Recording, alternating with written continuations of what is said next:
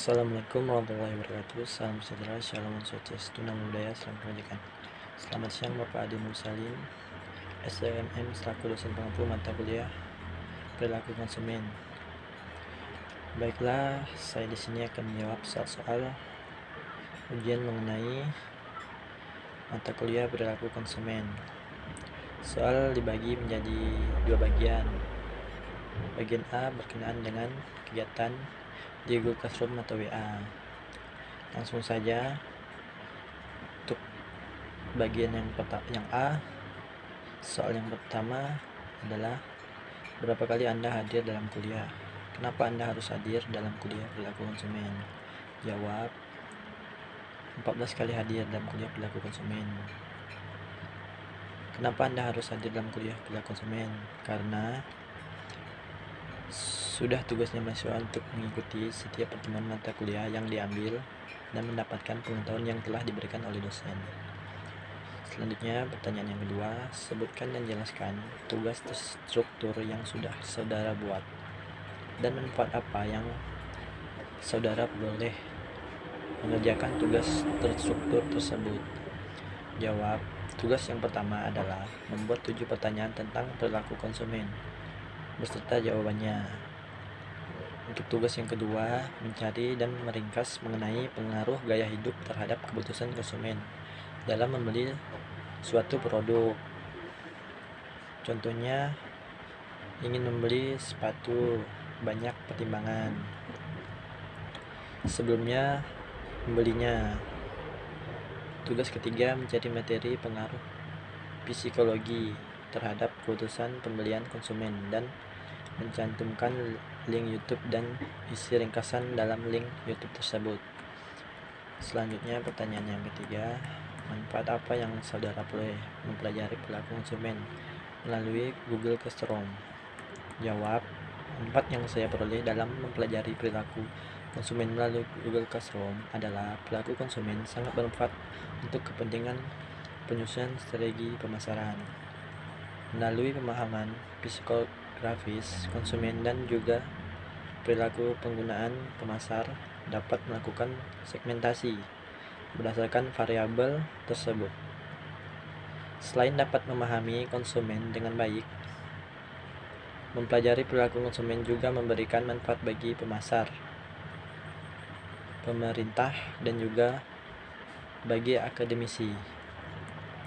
Dan selanjutnya, soal bagian B. Pertanyaannya, sebutkan 5 faktor tingkah laku manusia.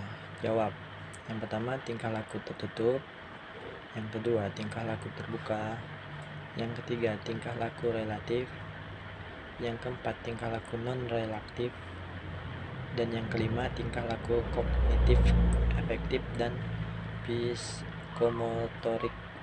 Terus selanjutnya, soal yang kedua, sebutkan 4 sifat dasar yang harus dimiliki seorang penjual. Jawab, yang pertama, pengetahuan akan diri sendiri.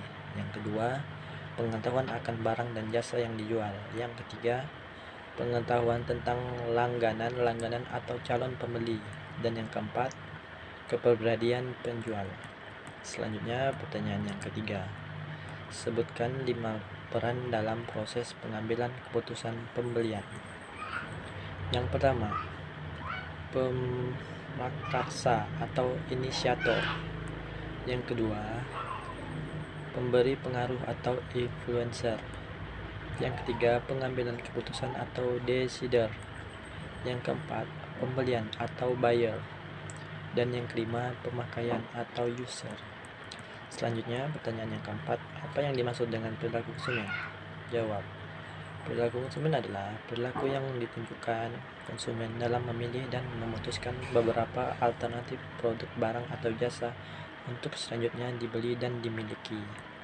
Selanjutnya, pertanyaan yang kelima, apa yang dimaksud dengan faktor kebudayaan sebagai hal yang mempengaruhi perilaku konsumen? Jawab, kebudayaan adalah simbol dan fakta yang kompleks yang diciptakan oleh manusia, diturunkan dari generasi ke generasi sebagai penentu dan pengatur perilaku manusia dalam masyarakat yang ada.